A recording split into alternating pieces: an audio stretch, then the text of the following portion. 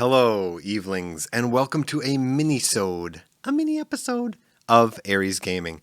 Now, in my Gallente Destroyers tour, it was pointed out to me that I made a grievous error. I left out a ship from the Destroyer tour called the Eris. In the video, I said that catalysts grow up to be Hecates, which I know is not true. I don't know how I said that. I don't know how I missed it when I shot the video. I don't know how I missed it when I edited the thing. But listen, we here at Aries Gaming, we make mistakes sometimes. But I've fired my entire staff and replaced them with robots. So it's going to go a lot better this time. So this is my apology episode to the Eris, a ship that I have never seen flown in the wild, because it is bads.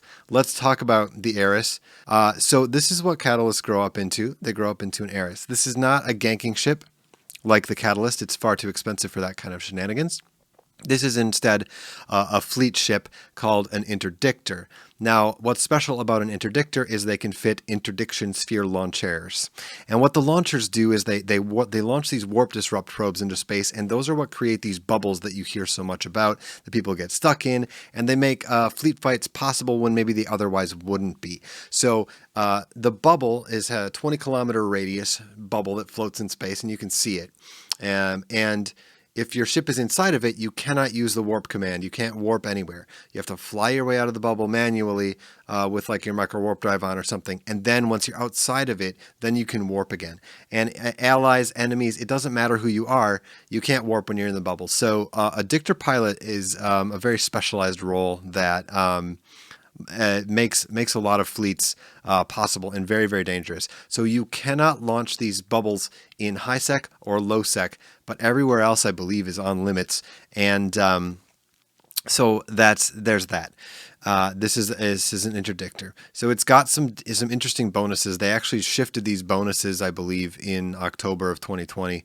So maybe the Eris will see a little bit more use. But at Interdictors 5, it's got 100% reduction in armor plate mass penalty. So you can put a giant armor plate on it. 400, I think, is the biggest that you can fit without some ancillary shenanigans, which I'm not sure is worth it. But it won't impact your mass. So you'll be just as fast and kind of dodgy as an unplated thing. So you're a little bit tanky, a little bit dodgy. So that's the deal with the Eris. Let's take a look at like the Z kill stats on it, because let's look at it compared to the Saber, right? The Saber is an interdictor. It does the same thing, launches these bubbles.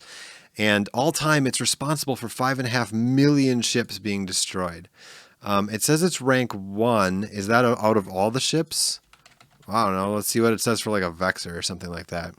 Yeah, so I guess maybe the Saber is the #1 all-time ship, responsible for a lot of stuff getting blown up, right? What if we go to the Eris?